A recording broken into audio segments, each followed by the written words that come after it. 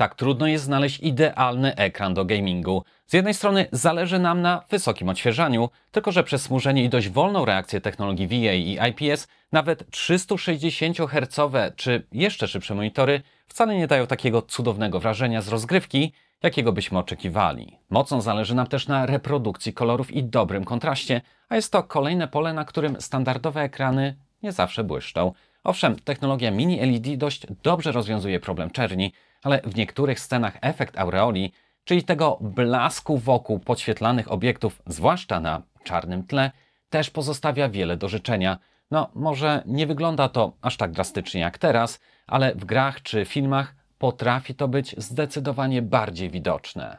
A wydając pieniądze pragniemy idealnego rozwiązania. Powszechnie wiadomo, że tylko OLED jest w stanie zapewnić nam perfekcyjną czerń, wspaniałe odwzorowanie kolorów oraz niedoścignienie niski czas reakcji piksela, niemal całkowicie wykluczający nieprzyjemny efekt ghostingu. Jednak nie będę Was okłamywał, idealna technologia, a tym bardziej idealny monitor jeszcze nie istnieją. Prawdą jest, że OLEDom do tego ideału jest najbliżej, ale wciąż przynajmniej w niektórych sytuacjach wypadają one dość słabo.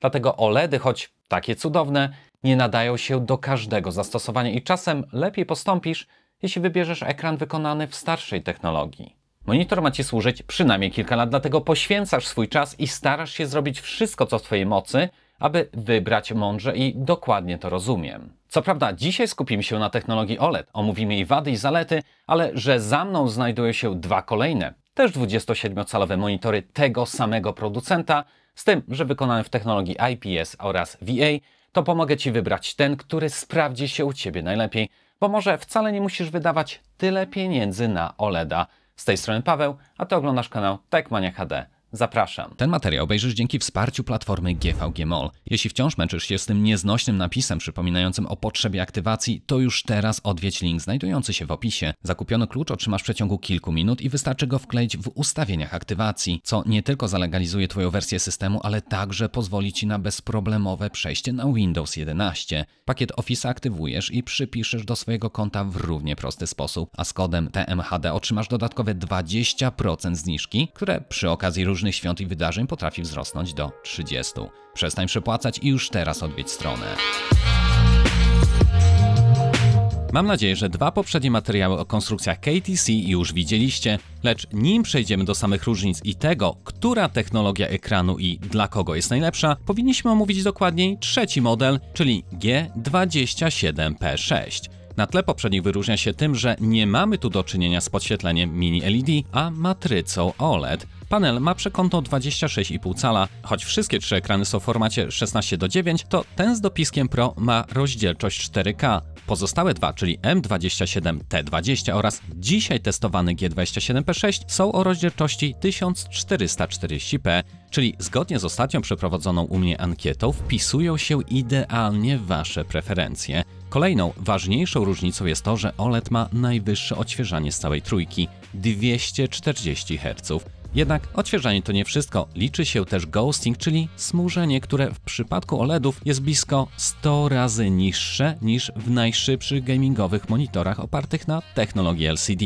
Spośród wszystkich to właśnie matryca OLED jak żadna inna nadaje się do gamingu, ale wygląd tego monitora kompletnie tego nie zdradza. No właśnie, może i nie wygląda on zadziornie jak typowy gamingowiec, ale nie mogę też powiedzieć, aby ten model źle się prezentował. Ramki są cieniutkie, podstawa minimalistyczna, przez co może nawet, ja wiem, stylowa. Patrząc od przodu, nigdy byś nie pomyślał, że taki monitor wyglądający na stricte biurowy nie nadaje się zbytnio do pracy, ale o tym to później. Jednak pod wieloma względami, przynajmniej w kwestii gamingu, totalnie gniecie nawet te najbardziej krzykliwe designem propozycje konkurencyjnych marek.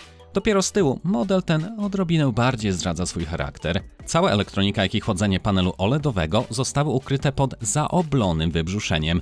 Jedyny akcent RGB, jaki tu odnajdziemy, to niewielkich rozmiarów logo producenta i może odrobinę zadziora nazwa modelu, ale to tyle. Z przodu jest to grzeczny, bardzo poprawny i nie wzbudzający kontrowersji monitor. Podstawa w kształcie litery V wykonana została z metalu. Zapewnia wystarczającą stabilność, zabierając przy tym stosunkowo niewielką ilość miejsca na biurku.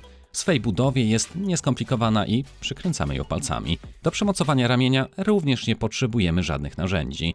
Całość wklikuje się w miejsce i gotowe. Jest prostota montażu, ale bez obaw. Znajduje się tu zabezpieczenie przed przypadkowym odpięciem w postaci sprężynującego cięgna. Miejsce montażowe w standardzie VESA 75 mm są tu głęboko osadzone. Całe szczęście producent dołączył specjalnie nagwintowane tuleje dystansujące. A z tyłu plastikowa klapka estetycznie przysłania wszystkie porty. Pod nią, patrząc od lewej, wejście słuchawkowe, 2 HDMI 2.0, jedno DisplayPort wersji 1.4, a tuż za nim USB typu C wraz z 5-gigabitowym USB typu B, służącym do przekazania sygnału z 2 kolejnych portów USB typu A do komputera. No i na samym końcu gniazdo zasilania.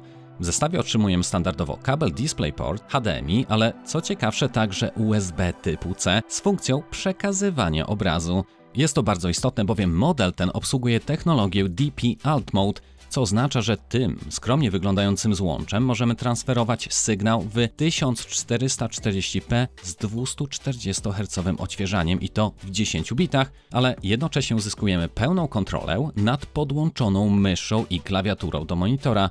Jakby tego było mało, laptop będzie wtedy też ładowany z maksymalną mocą 65 W. Oczywiście ten musi wspierać taką technologię i owszem, w tych wyższych modelach jest to jak najbardziej standardem, ale nawet starsze i średniobudżetowe konstrukcje też potrafią zaskoczyć i są w pełni kompatybilne z przekazywaniem obrazu i jednoczesnym ładowaniem. Całe piękno KVM polega właśnie na tym, że jeśli masz do jednego monitora podłączony komputer desktopowy wraz z laptopem, to zmieniając wejście wideo, czy to przez menu ekranowe, czy przez wyłączenie lub odłączenie jednego z urządzeń, zmienia się też przekazywanie kontroli nad myszą i klawiaturą, więc potrzeba przepinania peryferiów znika bezpowrotnie. Jest to niesamowicie wygodne rozwiązanie dla tych, którzy codziennie żonglują między desktopem a laptopami. Prawdą jest też, że dziś nie kupowałbym już monitora, który nie posiada takiej funkcji, bowiem nawet jeśli nie teraz, to za jakiś czas na pewno docenisz komfort, jaki niesie ze sobą przekazywanie obrazu przez USB-C, czy nawet szybkie ładowanie. No a skoro monitor jest jednym z tych sprzętów, które kupujemy z perspektywą wieloletniego używania, to taka funkcja jak KVM czy szeroki zakres regulacji wydają się przecież absolutnie niezbędne. W końcu dla zachowania prawidłowej postawy i wygody użytkowania powinniśmy mieć możliwość dostosowania nie tylko obrotu, bo ten nigdy problemem nie jest, ale przede wszystkim wysokości ekranu. Zakup tańszego monitora potrafi się później mścić przez wiele lat. G27P6 pozwala też na ustawienie do pionu, czyli tak zwany pivot. Wiele lat temu tak przekręcony monitor był raczej tylko fanaberią. Dzisiaj jednak ustawienie portretowe jest bardziej doceniane i w wielu dziedzinach wręcz niezbędne. W końcu coraz więcej treści i wszelkich stron budowanych jest z myślą o smartfonach. Przeglądanie czy montaż wideo na takie platformy jak TikTok czy YouTube Shorts na monitorze obróconym o 90 stopni jest o wiele wygodniejszy. Zdążyłem wspomnieć, że w moich oczach model ten nie wygląda zadziornie jak typowe gamingowce, co niektórym może się jak najbardziej podobać, ale przyjrzyjmy mu się bliżej. Na dole znajduje się mała, niebieska dioda zasilania, którą w razie potrzeby można wyłączyć w menu. Ramki są bardzo cienkie, mierzą około 8 mm po bokach, 11 mm na górze i też coś koło 10 mm wzdłuż dolnego brzegu. Wyświetlany obraz stanowi więc blisko 93% powierzchni. Standardowe monitory mają osobny system podświetlenia matrycy. W OLEDach każdy subpiksel jest odpowiedzialny za podświetlenie, co sprawia, że mogą być one takie cienkie. Oczywiście brzuszek na całą elektronikę, gniazda czy na chłodzenie musi być, ale przez pozostałe prawie 9 cm z każdej strony grubość ekranu nie przekracza 5,5 mm, to postanowiłem to jakoś wykorzystać. Zobaczcie, moje tanie biurko z IKEA posiada na tyle kratkę, przez którą obudowa bardzo fajnie zasysa powietrze od dołu wprost do karty graficznej. Ustawienie, gdzie komputer stoi bokiem do nas, jest dość nietypowe i zwykle zajmowałoby zbyt wiele miejsca. No ale skoro biurko jest głębsze niż potrzebuję, więc tej przestrzeni i tak nie używam, a w ten sposób chociaż widzę bieżące obciążenie i temperaturę procesora. Ot takie skromne, acz interesujące chłodzenie CPU. Link do materiału zostawię w opisie. Za to monitor, który jest tak cienki, swoim płaskim tyłem idealnie pokrywa się z płaszczyzną obudowy, dając niesamowite wręcz wrażenie. Każdy inny monitor odstawałby krzywiznami, wyglądając co najmniej źle. Niby detal, którym jest płaski tył, nie powinien mieć przecież żadnego znaczenia, a jednak daje możliwości, o których wcześniej nawet byśmy nie pomyśleli. Na ekran nałożono dość grubą matową powłokę, która bardzo dobrze radzi sobie z redukcją odbić z jednoczesnym zachowaniem głębokiej OLEDowej czerni. Jasność SDR jest największym wyzwaniem dla wszystkich monitorów OLEDowych dostępnych obecnie na rynku. Posiadanie powłoki ekranu, która potrafi zachować ją w trudnych warunkach, jest więc niezwykle korzystna. Pewną ciekawostką jest to, że mamy w nim też głośniki. Te montowane w monitorach są zwykle totalną porażką i korzystamy z nich jedynie w sytuacjach awaryjnych. Dokładnie tak było w 2 poprzednio testowanych modelach od KTC.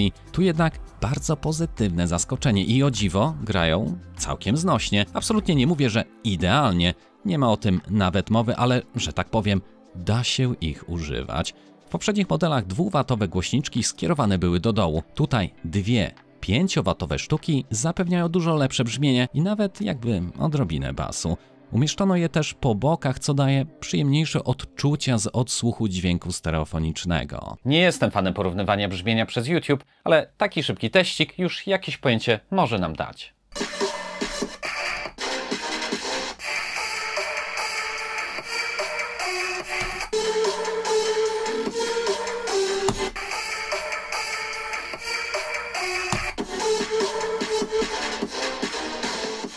Design, zakres regulacji czy nawet głośniki, wszystko to jest jedynie otoczką wokół tego, co najważniejsze, a najważniejszym jest oczywiście panel. W tym modelu KTC sięgnęło po najlepszy panel dostępny na rynku i to on akurat stanowi fundament tej konstrukcji. Jak standardowy OLED zbudowany jest z 3 subpikseli emitujących światło czerwone, zielone i niebieskie, to ten posiada tutaj dodatkowy 4 subpiksel, który emituje światło białe. Dlatego bardziej precyzyjnie ten ekran to WOLED, czyli White OLED. Zaletą takiego rozwiązania jest wyższa maksymalna jasność, co w przypadku wyświetlania treści HDR jest przecież szalenie ważne. Co więcej, LG zarzeka się, że ta wersja technologii ma niższy współczynnik wypalania, co w teorii miałoby przecież sens. Dlatego nie trudno się dziwić, że takie konstrukcje jak widziany tutaj Acer Predator, Corsair Xeneon czy Asus ROG Swift, które są przecież stricte topowymi, gamingowymi monitorami, korzystają dokładnie z tego samego panelu od LG Display. I to powinno tutaj naprawdę mocno wybrzmieć. Monitory, które kosztują między 4,5 a 5 tysięcy złotych, korzystają dokładnie z tego samego panelu, co KTC za około 3. Jasne, ten nie ma mnóstwa światełek, nie wygląda też tak agresywnie jak pozostałe i choć wspomniane marki są nam przecież jak najbardziej znane, to wcale nie oznacza, że tańsze KTC jest od nich gorsze. Corsair, Asus czy Acer nie wszyscy mają własne fabryki monitorów, dlatego korzystają z podwykonawców, a KTC jest właśnie jednym z tych gigantycznych wykonawców, którzy produkują monitory dla takich marek jak Xiaomi, NEC, Cooler Master czy Samsung. Przez wiele lat pozostawali w cieniu i dopiero ostatnio utworzyli specjalną gamingową dywizję, która z tego co widać dość skutecznie zaczyna zdobywać serca użytkowników. No bo co tu dużo mówić, skoro monitory są produkowane u siebie, to i cena może być atrakcyjniejsza. Po wpisaniu kuponu zniżkowego, który odnajdziecie w opisie tego materiału, cena testowanego KTC jest o 1650 zł niższa od wspomnianego ROG Swifta. No a skoro jest to dokładnie ten sam panel, to powtórzę, 1650 zł wydaje się być nieuzasadnioną niczym wysoką ceną za znaczek i kilka zadziornych LEDów. Można by było pomyśleć, że wyższa cena, bo gwarancja czy szybkość przesyłki, no ale monitor wysłany był do mnie z Polski i transport zajął raptem kilka dni, chociaż mieszkam w Irlandii, a ewentualna gwarancja, no ta też jest realizowana na terenie Europy, więc nigdzie do Azji sprzęt wcale nie musi być wysyłany. Dlatego nie ma się co dziwić, że pozycja KTC na rynku europejskim tak gwałtownie rośnie. Ludzie potrafią liczyć pieniądze, a skoro KTC oferuje sprzęt wyśmienitej jakości bez dodatkowego zdzierania, to wybór staje się dość oczywisty. Raczej nikogo nie zaskoczy to, że panel ten wyróżnia się bardzo szeroką przestrzenią odwzorowania kolorów oraz praktycznie nieskończonym poziomem kontrastu. Jest to wyśmienity 10-bitowy panel. Poprzednio testowane przeze mnie monitory KTC były już profesjonalnie skalibrowane w fabryce, a pełen raport został dołączony do monitora. Tutaj też ich nie mogło zabraknąć. Jeśli chcecie się dokładniej przyjrzeć raportom z mojej sztuki, to od niedawna nawet na smartfonach można wykonać dość potężny zoom. Pamiętajcie tylko zmienić ręcznie rozdzielczość na 4K, aby doczytać się wszystkich detali. Często przeoczana, a jednak bardzo ważna jest kalibracja HDR, którą musisz wykonać własnoręcznie przy pomocy darmowego narzędzia widocznego teraz na ekranie. Link do niego też odnajdziesz w opisie poniżej. Dzięki temu system będzie wiedział, jak bardzo głęboko czerń oraz jak wysoką jasność ten konkretny panel potrafi wyświetlić. A skoro jest to OLED, to i kąty widzenia są tak doskonałe, jak się tylko da. Już od 172 stopni można oglądać film, o ile komuś tak wygodnie. Wszystkie pozostałe technologie nie mają nawet podejścia. Dobrze, pomówmy teraz o częstotliwości odświeżania i nie będziemy tego tematu nadmiernie wałkowali, bo większość osób oglądających ten kanał doskonale wie, jak bardzo ważna jest to sprawa, ale są tu też osoby, które uważają, że różnica między 60 a 120 czy nie daj Boże 240 Hz kompletnie niczego nie zmienia. Zerknijmy na to. Takie 5 minut do skoku kumpla często nie wystarcza, abyśmy mogli realnie poczuć, jak wiele zmienia monitor z wysokim odświeżaniem. Dopiero po spędzeniu kilku godzin, przyzwyczajeniu naszego wzroku do krótkiego input laga oraz tej niesamowitej płynności w parze z własnym komputerem i własnym biurkiem, pozwoli w pełni i już na zawsze utwierdzić w przekonaniu, że wyższa częstotliwość odświeżania jest po prostu lepsza i daje więcej radości. Jednak tak jak wspomniałem na początku, częstotliwość odświeżania to nie wszystko, bo na to trzeba dodać jeszcze efekt ghostingu, czyli smużenia wynikającego z wolnego czasu reakcji piksela. W przypadku lepszych monitorów gamingowych wykonanych w technologii IPS czy VA, czas potrzebny na pełną zmianę koloru wynosi 3 milisekundy. Owocuje to tym, że za szybko poruszającymi się kontrastowymi obiektami pozostaje smuga, taki jakby duszek. To on odpowiedzialny jest za wcale nie tak dobre wrażenia na wysokohercowych monitorach, jakich byśmy w ogóle oczekiwali. Odświeżanie samo w sobie, takie nawet 320 Hz jest super, ale co z tego, jeśli za obiektami ciągnie się przez 1 lub nawet 3 milisekundy widoczna smuga. I to jest ten moment, w którym OLEDowe panele całkowicie deklasują pozostałe technologie. Jak w poprzednio testowanych obydwu modelach czas GTG wynosił 3 milisekundy, tak w tym pozostała po ruchu smuga widnieje na ekranie 100 razy krócej, czyli oficjalne GTG wynosi 300 milisekundy. I to na OLEDach robi właśnie mega różnicę. Granie, wszelki ruch, nawet z odświeżaniem 60 Hz na panelu LCD, a na OLEDzie wygląda zupełnie inaczej. Brak smużenia, absolutnie błyskawiczna reakcja piksela powoduje, że naprawdę to odczuwamy. Zresztą w jednym z materiałów na LTT sam Linus przyznał, że choć do takiej szybkiej gry jak Beat Saber normalnie preferuje 144 Hz odświeżanie na Valve Index, ale ze względu na wszystkie inne zalety OLEDa, m.in. mniejszy motion blur i lepszą jakość obrazu, preferuje właśnie mini OLEDa. Dlatego jeśli na ten moment nie posiadasz komputera, który wykrzesałby z siebie 240 klatek na sekundę, to możesz być pewien, że nawet jeśli grasz w 60 czy 90 klatkach na swoim obecnym ekranie, to niezaprzeczalną prawdą jest, że bez efektu ghostingu ta sama ilość klatek będzie sprawiała zupełnie inne wrażenie. Dodając na to jeszcze granie w HDR, 136% pokrycie palety sRGB czy ultra głębokie czernie, to przy takiej samej liczbie klatek na sekundę granie na tym monitorze będzie i tak zupełnie innym doświadczeniem.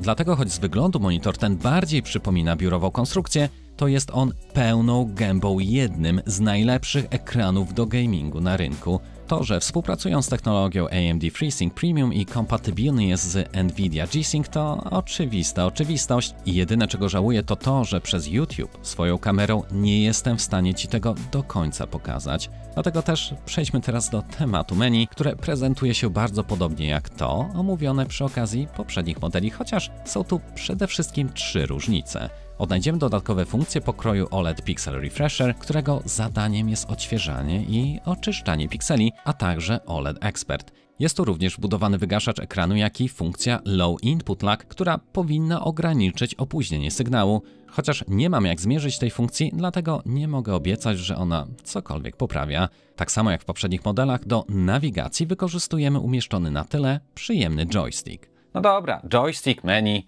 mało kogo to obchodzi, ale co z tymi pixel refreshami, wygaszaczami i OLED ekspertami? Czy monitory wykonane w tej technologii rzeczywiście się tak wypalają? Tego typu feature'y powinny przyczynić się do wydłużenia żywotności OLEDowego panelu. W przypadku telewizorów, gdzie ciągle mamy coś innego na ekranie, problem jest mniejszy, ale w komputerach, gdzie poszczególne ikony, elementy systemu operacyjnego czy przeglądarki wiecznie wyświetlane są w tych samych miejscach, są dla OLEDa sporo większym problemem.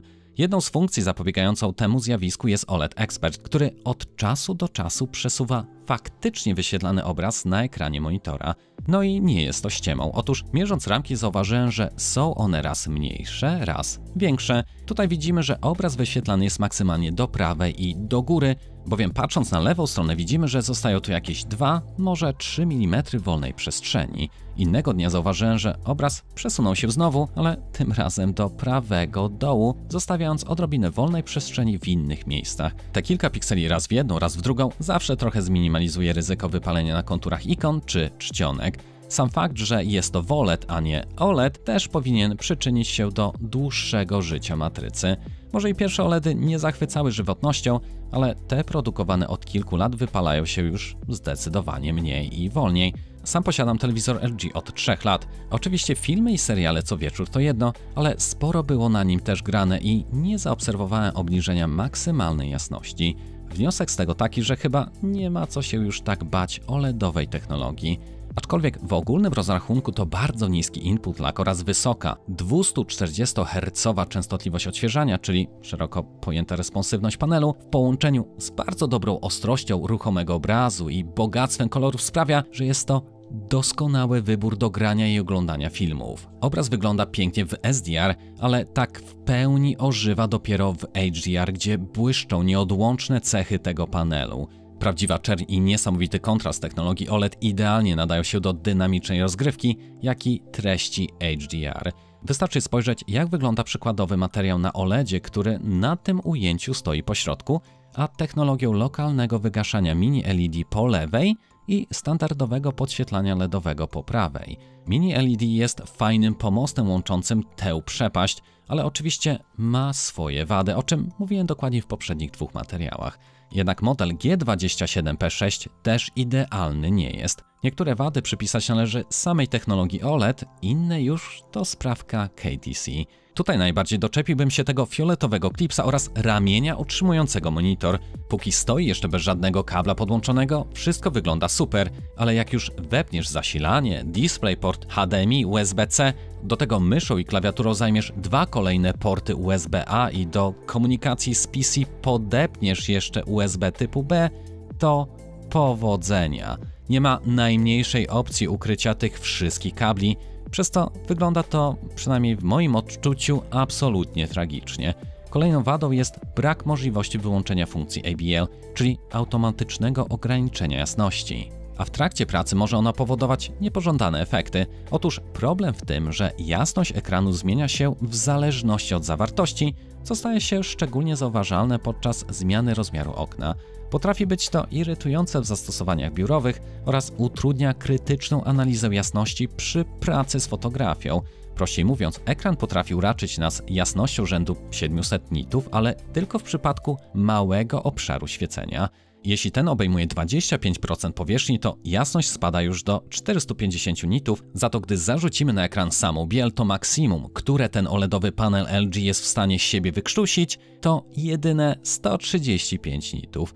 Wiele konkurencyjnych monitorów OLED umożliwia zablokowanie jasności, powiedzmy na poziomie tych 135 nitów, dzięki czemu przestanie się ona zmieniać. No i proszę, kolejną kwestią, która irytuje mnie w tym modelu, to fakt, że w ramach zabezpieczeń przed wypaleniem po kilku minutach prawie statycznego obrazu jasność ekranu jest redukowana i żeby to wyłączyć, samo machanie myszką nie wystarcza.